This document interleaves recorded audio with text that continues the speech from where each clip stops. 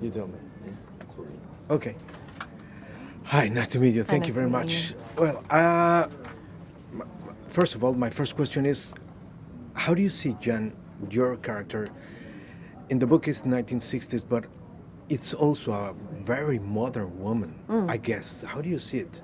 Yeah, I've worked on a lot of period films, and I've never really, I mean, apart from the sort of societal constraints around women in that period, I've never really been that interested in what time a story is set in. This feels like such a, a universal story about family and about marriage and love and your relationship to your parents. And so she is I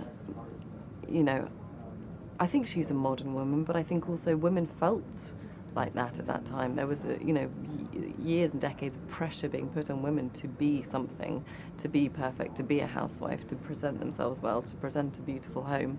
And her whole identity has sort of been absorbed into just being a mother and a wife. And I think this week in her life that you see in the film is about her trying to figure out who she is outside of those two, labels.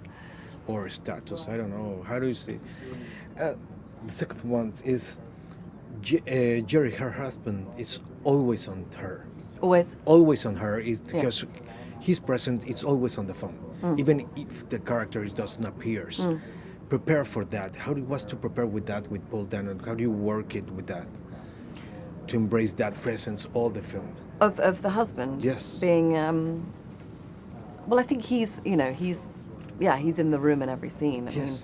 mean, and often the way that she feels about him and her anger towards him, which is obviously her anger at him leaving, but is also, historical anger of years of disappointment and her life not being what she wanted it to be, and all the promise that she had of not being fulfilled, and her anger at him for making her, even though he, there was no, but for her feeling that he is responsible for her being the way that she is.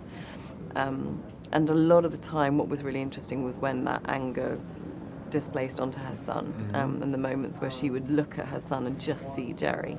And that could be in moments when she was doing things she shouldn't have been doing, or saying things she shouldn't have been saying, or behaving in ways.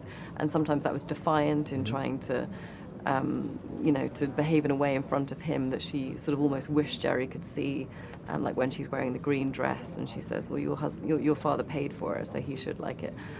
Or moments when she's behaving really badly and she suddenly sees Jerry in her son and realizes what she's doing. So I think, Jerry's there in the form of Joe, in every scene. Yes.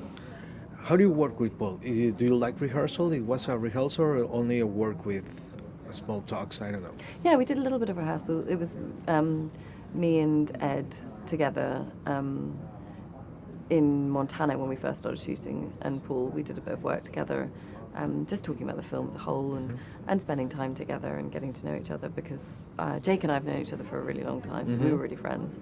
And with Jake and Ed, there were some scenes that required a bit of rehearsal before, so sometimes we would meet at the house before, the night before or the day before we were filming something, particularly sort of longer scenes, like the scene where Jake's character leaves to go and fight the wildfire. It's quite a long scene, quite involved, and we needed to sort of slightly block it out so that we had time on the day to shoot it. So we would rehearse it a little bit like theatre, rehearse it to the point where we knew what we were doing, and actually on the day with that we sort of scrapped half of it and changed it, but it just got us comfortable with the scene, so that by the time we were shooting it we could kind of run it. I got 30 seconds and I'd like to take it up by thanking you, because my grandmother died from Alzheimer. Oh, I'm so sorry. So thank you for your work That's so that you kind. do, and I hope you still doing that. Yeah. Really, thank you very much. Well, thank you. That's really kind to say, and I'm sorry for your loss. No, it's okay. Thank you. Thank you. Lovely Bye-bye. to meet you. Nice to meet you. Thank you very much.